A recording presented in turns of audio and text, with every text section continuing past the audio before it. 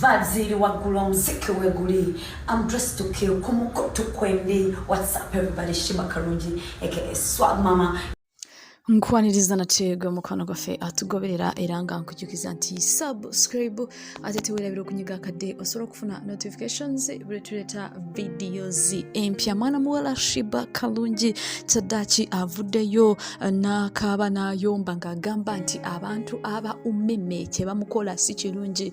Mwana muwala ono avuddeyo n'abatabukira n'agamba nti bantu mwe muntamye, n'agamba nti Umeme muntamite ddala. Kakati mwana muwala Sheebah Kalungi avuddeyo n'agamba nti amaze ennaku 3 mu nyumba ye mu mansioni naye nga temuli masanyalaze, takyasobola kubanga n'essimu agichaginga olw'ensonga nti alina okugenda ewa neighbor oba ku maduuka n'achaginga amasimu ge. Mwana muwala ono avuddeyo n'agamba nti tuli mu mwaka omupya mu wiiki twakatandika January omwaka guno g'2024 ate amasimu atandise okubanga gachagingira wa neighbor ku maduuka.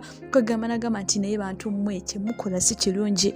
Mwana muwala ono ng'asula mu nnyonyo avuddeyo n'agamba nti waliwo ebifo ebimu bye tusuubira nti kigaga zooni, bitundu by'abagaga, amasanyalaze galina in fact tegenda na kumyasaamu katono, wewali hotels ez'ebbeeyi. Kwegamba mwana muwala Sheebah Kalungi avuddeyo n'agamba nti kino Kyebamukoze si kirungi olw'ensonga nti kino Kyebamukoze abandi badde at least bamukola ku. Mwana muwala yagambye nti yabakubidde amasimu n'abasaba okujja bamuyambeko okulaba nti batereeza amasanyalaze ge, wabula tugambibwa nti aba Umeme mpaka ne kati tebanaba kubanga baresponding, tebanaba kubanga bamuddamu. Kakati mwana muwala avuddeyo n'abatabukira n'agamba nti abantu aba Umeme bandibanga baagala okulaba Sheebah Kalungi ng'asula mu nzikiza.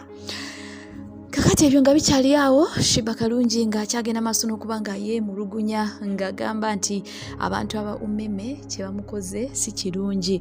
Mwana muwala agenze maaso n'okubanga ate waliwo amwanukudde munneewe kyaliiwe.